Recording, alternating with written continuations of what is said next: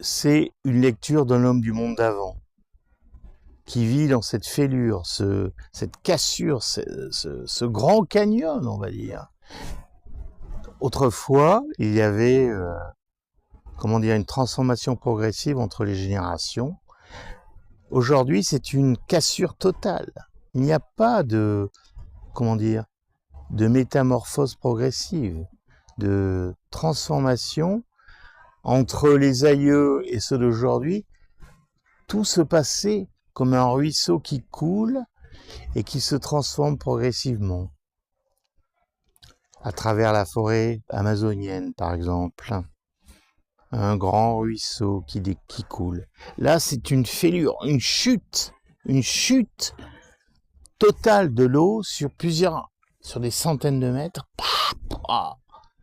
Et donc, cette génération a un regard différent. Telle est la raison de ce livre, La confrérie des en dehors. Je vais vous lire un petit passage, si je le retrouve.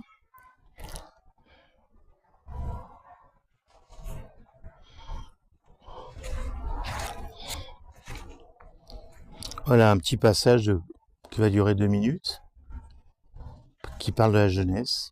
Ça se passe dans un tramway. Un homme qui est assis, qui regarde ce qu'il y a autour de lui.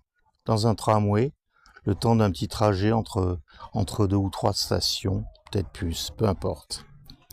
Tous les jours, un insignifiant remarqué. Je réalisais que le contact est impossible, un refus catégorique en quelque sorte. Le jeune ne voulait pas quitter son monde, situé au niveau du ventre. Son téléphone avec ses yeux fixés vers le bas. J'ai essayé, rien n'y fait. Le silence. Le silence était la seule présence.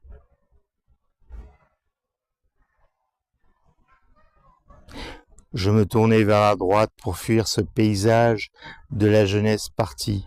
Je ne sais où. Leur monde n'était pas visible. Il aurait fallu se pencher sur l'écran du mystère. Aucun aide dans le tramway n'aurait voulu éclaircir l'énigme. Voilà. La confrérie d'en dehors, j'espère vous avoir donné envie de le lire. Sur Amazon, vous aurez le lien en dessous de la vidéo. Vous pouvez l'acheter sur Amazon. Expédition gratuite. 14-15 €. Merci.